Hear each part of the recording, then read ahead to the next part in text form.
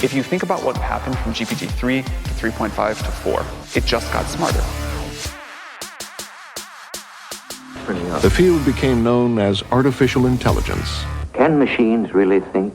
Bonjour à tous et bienvenue dans le rendez-vous hebdomadaire du podcast AI Experience qui revient sur l'actualité du monde de l'intelligence artificielle. Et on déroule le tout en moins de 10 minutes.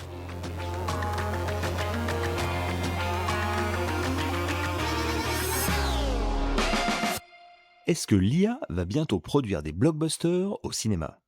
Dans un récent article du Wall Street Journal, on apprend que Lionsgate, le studio derrière les franchises emblématiques comme John Wick ou The Hunger Games, a signé un accord avec la start-up d'intelligence artificielle Runway.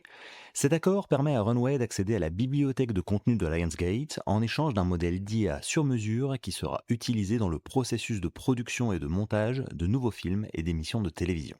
Si vous ne connaissez pas Runway ML, c'est une plateforme d'intelligence artificielle qui permet aux utilisateurs, qu'ils soient créateurs, artistes ou développeurs, d'accéder à des outils d'IA générative pour améliorer leur processus de création avec de la génération d'images, des modifications vidéo ou des synthèses d'images et bien plus encore. Cet engagement marque une avancée significative pour l'utilisation de l'intelligence artificielle générative dans l'industrie cinématographique. Le vice-président de Lionsgate a d'ailleurs souligné que l'adoption de cette technologie pourrait permettre aux studios d'économiser des millions de dollars, en particulier dans des tâches comme le storyboarding, la création d'effets spéciaux. Par exemple, Lionsgate prévoit d'utiliser l'IA pour créer des arrière-plans et des effets comme des explosions, ce qui est particulièrement pertinent pour évidemment les films d'action. Malgré certaines réticences initiales de la part des studios face à l'IA générative, souvent perçue comme une menace pour les créateurs, Lionsgate a compris qu'il était crucial d'évoluer rapidement dans ce domaine pour ne pas se laisser distancer par des concurrents comme Disney ou Paramount, qui exploitent également des partenariats similaires. Si Runway vise à améliorer ses outils pour offrir aux créateurs un contrôle plus précis sur les scènes de films,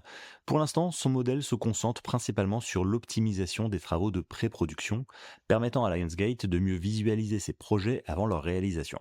Cette collaboration pourrait aussi devenir un modèle à suivre pour d'autres studios.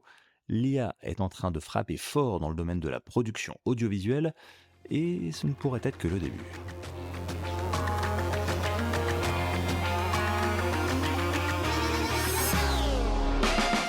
Est-ce que l'IA va éteindre les incendies de forêt ? Dans un article du MIT Technology Review, il est annoncé que Google, en collaboration avec divers partenaires, prévoit de lancer un système de satellites, baptisé FireSat, conçu pour détecter les incendies de forêt plus rapidement et plus efficacement. Ce projet, qui devrait comprendre 52 satellites, a pour objectif de fournir des images actualisées toutes les 20 minutes, permettant ainsi une meilleure réponse aux incendies à l'échelle mondiale. Les satellites FireSat seront équipés de capteurs spécialement développés pour repérer les incendies, d'une taille aussi petite qu'environ 5 mètres sur 5, ce qui représente une avancée significative par rapport aux technologies actuelles qui offrent soit des images de haute résolution mais peu fréquentes, soit des images actualisées rapidement mais de faible résolution. Grâce à ces capacités, boostées à l'intelligence artificielle, FireSat pourrait permettre aux agences de lutte contre les incendies d'intervenir plus rapidement, en éteignant les départs d'incendie avant qu'ils se transforment en feux de forêt dévastateurs. Ce projet s'inscrit dans un contexte où les incendies de forêt deviennent de plus en plus fréquents et graves, exacerbés par le changement climatique. Les données fournies par FireSat seront ainsi mises à disposition gratuitement des agences de lutte contre les incendies dans le monde entier, leur permettant d'optimiser l'utilisation de leurs ressources et de mieux planifier des évacuations plus sûres.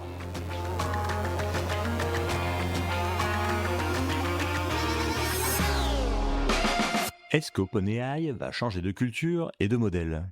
Le journal Le Monde nous apprend qu'OpenAI, le créateur de ChatGPT, subit de nouveaux bouleversements au sein de sa direction, avec la démission de Mira Murati, sa directrice technique, ainsi que de 2 autres cadres, le directeur de la recherche et le vice-président de la recherche.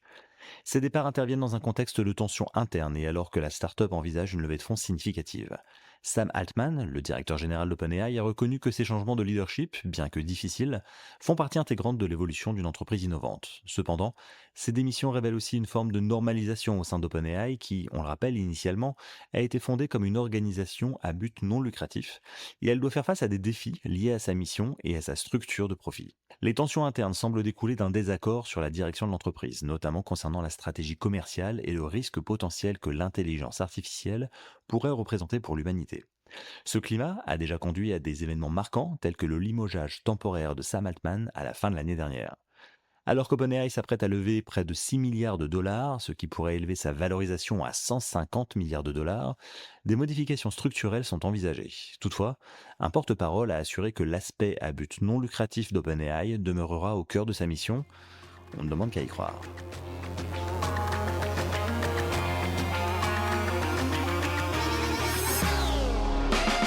Est-ce que les cours et les formations en ligne vont servir à entraîner des modèles d'IA ? Eh bien la réponse est oui, du moins pour l'une des plateformes bien connues qui est Udemy. La semaine dernière, on apprend que Udemy a automatiquement intégré les cours de ses enseignants et formateurs dans un programme d'intelligence artificielle générative, leur permettant de refuser l'accès à l'IA uniquement pendant une fenêtre de 3 semaines, désormais écoulée, et qui n'était pas si facile que ça à trouver.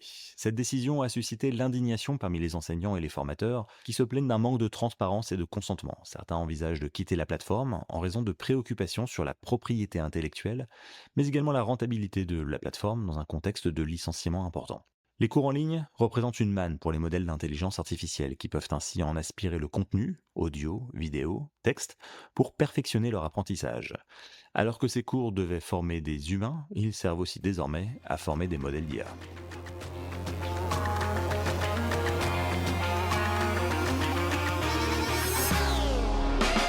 Est-ce que l'IA refuse d'admettre qu'elle se trompe et serait-elle de mauvaise foi ? Une étude récente menée par des chercheurs de l'Université de Valence, en Espagne, publiée dans la revue Nature, examine la fiabilité des modèles de langage de grande taille comme GPT-4, Bloom et Llama. Bien que ces modèles aient amélioré leur capacité à résoudre des problèmes complexes, ils sont devenus moins transparents et plus susceptibles de donner des réponses incorrectes, plutôt que d'admettre leur incapacité à répondre. Les chercheurs ont constaté que les anciens modèles plus conservateurs avaient tendance à éviter les questions difficiles, tandis que les modèles récents fournissent souvent des réponses erronées, même à des questions simples. Par exemple, bien que GPT-4 affiche des performances supérieures pour des problèmes plus ardus, il n'y a pas eu d'amélioration dans la capacité à répondre correctement à des questions de base. Les chercheurs soulignent que la fiabilité du modèle de langage est compromise car ces derniers préfèrent deviner des réponses plutôt que d'admettre qu'ils ne savent pas. Les résultats de cette étude mettent en lumière la nécessité d'un changement fondamental dans la conception et le développement des intelligences artificielles généralisées, notamment dans des domaines où une distribution prévisible des erreurs est cruciale. Les chercheurs insistent sur le fait qu'il est essentiel de rendre les modèles d'IA plus transparents et fiables, en particulier dans des applications à enjeux élevés où les erreurs peuvent avoir des conséquences significatives. Ça peut être par exemple le cas dans le domaine de la finance, des banques, des assurances, du domaine de la santé ou encore de la sécurité.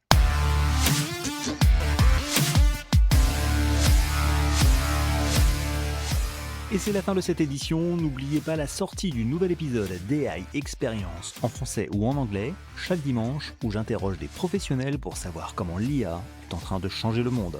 En attendant, on se retrouve la semaine prochaine, même heure et même concept. À très vite.